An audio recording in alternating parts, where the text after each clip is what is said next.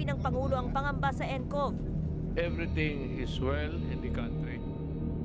Domestic air and domestic sea travel to and from Metro Manila shall be suspended beginning March 15, 2020 and to end on April 14, 2020.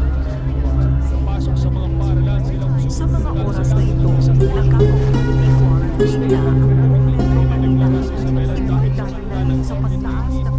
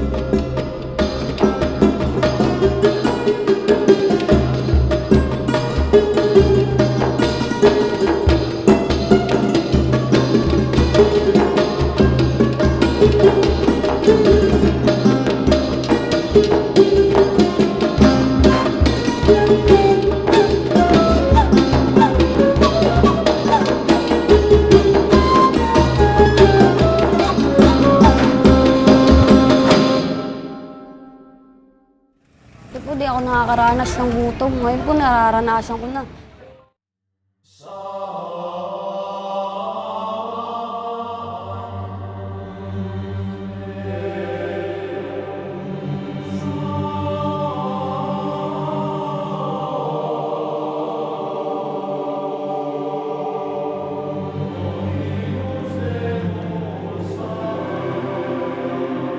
बहुत समस्या है भारत देश में और परमपिता परमात्मा सबकी रक्षा करे जो गए हैं यहाँ से इस लोक से।